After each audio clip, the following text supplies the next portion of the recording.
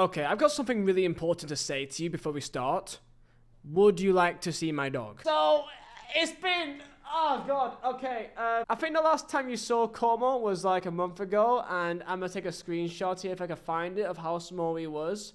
Yeah, he was a bit smaller. So, yeah, I just wanted to show you Como. He's still alive. Just this week, the Ballon D'or shortlist was released with a 30-player shortlist of who is up to be nominated to win the award. Some players there are...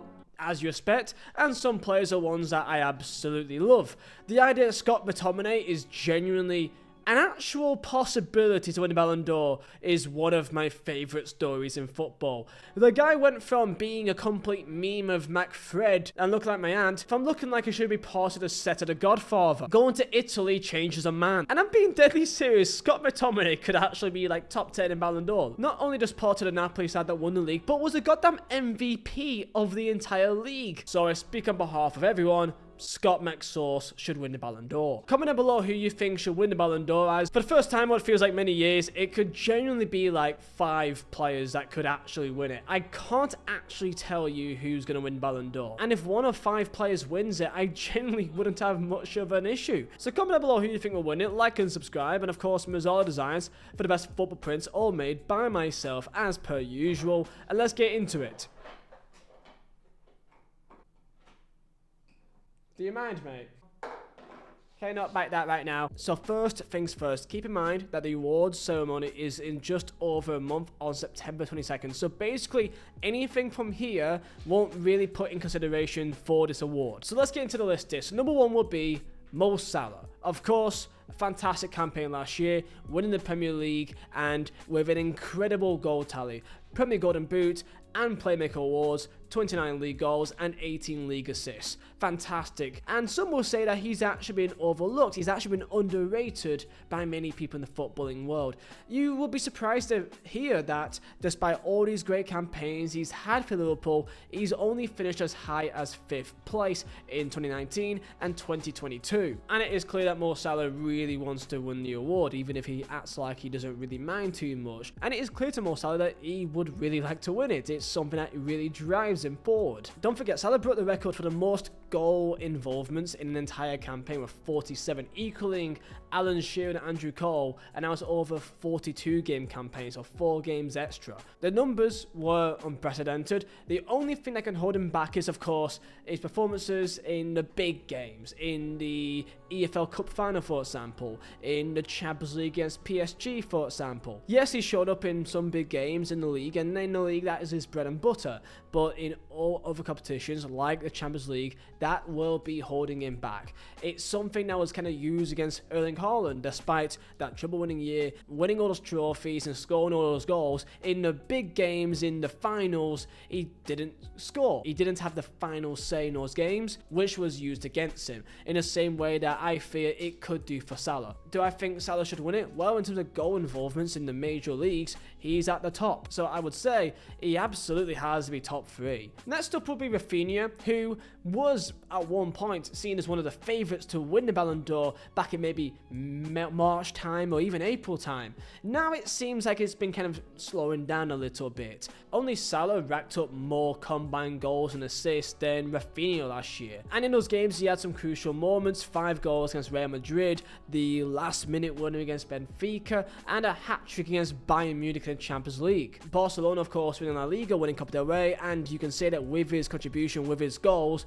they potentially would not have won either of those games. And in that semi-final against Inter Milan, they possibly should have gone all the way there too. And that could be something that may just hold them back. But we need to remember where Raphinha came from. He at one point was seen as a player that could be on the way out at Barcelona. Had of course a campaign there, of course had a first season there. He was okay, but by no means was seen as a vital part of the puzzle. And then last year shone and stepped up in moments that no one thought he was really ready to, and that is something that should be definitely praised. But in the last 3-4 months you can kind of feel that kind of expectation of a Ballon d'Or coming away from Raphinha, and he may settle for being maybe in the top 5. And while we're on the topic of Barcelona, we might as well talk about Lamine Yamal, who definitely you would say is possibly too soon. His actual goals, contributions is nowhere near close to being a Ballon d'Or winner, by no means. Of course, he's 18 years old, they didn't win the Champions League,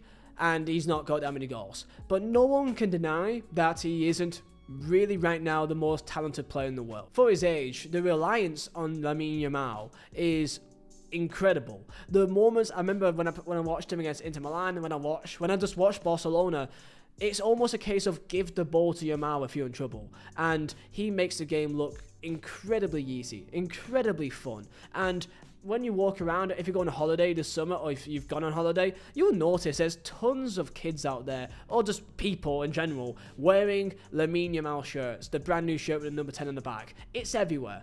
He is genuinely the next generation, and as I've said before, and I may do a video on him, I think he's the best player in the world.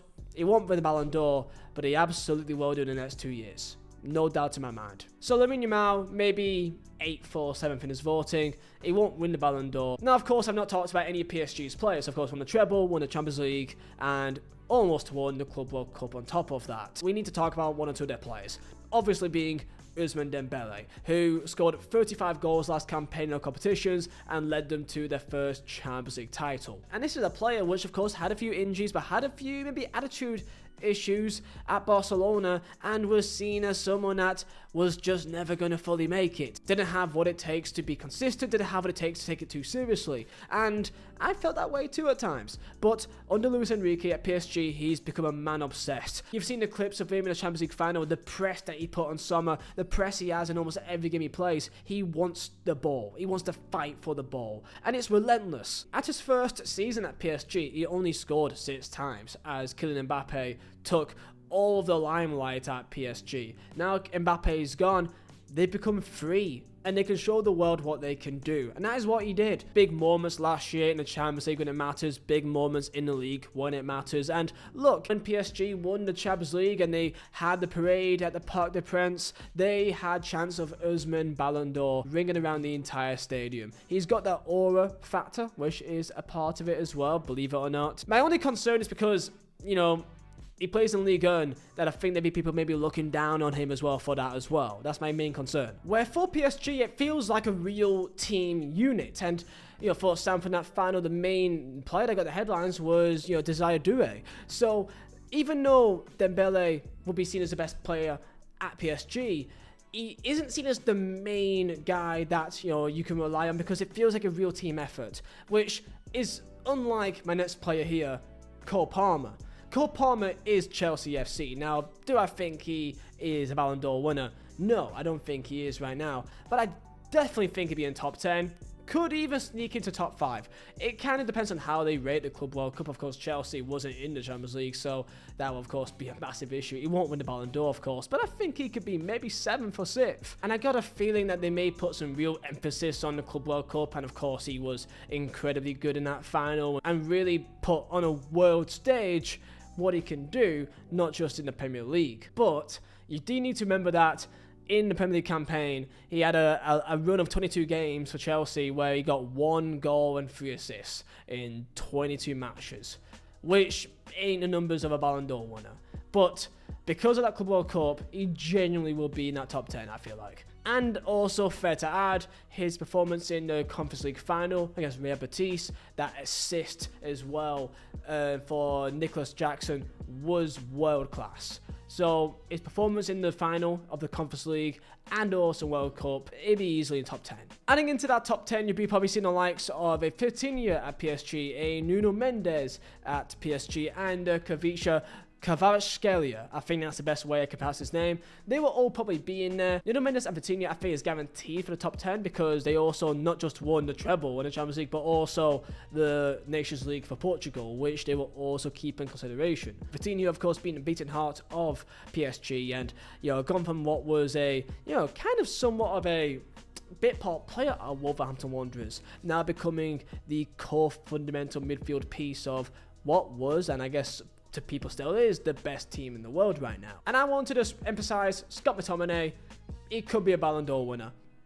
Okay, it won't be. It may be like 12th. But look, MVP in Serie A for the entire league. They won the Serie A. He met the Pope, I guess. And I just love the story of him being even booed by Manchester United fans under Jose Mourinho to now actually being in the nomination list for the Ballon d'Or. I just love it. I just love it. I just love the fact that this Scottish bloke left United and, unsurprisingly, is one of the faces of the entire league in Italy. And I want to throw my hat here to Pedri, who, alongside Lamine Yamal, is potentially the most important player at Barcelona as well. He deserves his flowers, and he would most likely also be in that.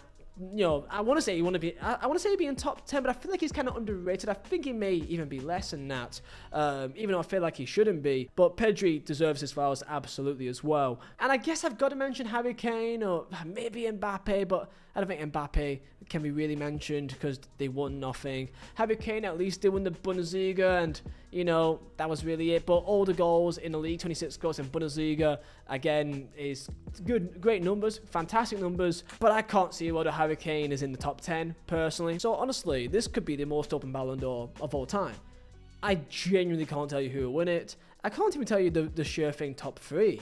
You know, I think it'll be, right now, from what I'm looking at, it'd be Ousmane Dembele, Mo Salah, and the third one, it may be another player at PSG. It could maybe be Raphinha. It could maybe be a Raphinha. I'm going to go for Raphinha because he won literally everything possible, and I feel like that's where they would go. I would love to see Salah win it. I really would. I think this is his last chance to potentially win it. But I think they may give it to Dembele for just the Champions League involvement alone. But I hope they give it to Salah. That would be my vote. But you already know who I already think is the best player in the world, and that's, of course, Lamine Yamal. So, yeah. Comment down below your thoughts, and I'll see you boys next time. See ya.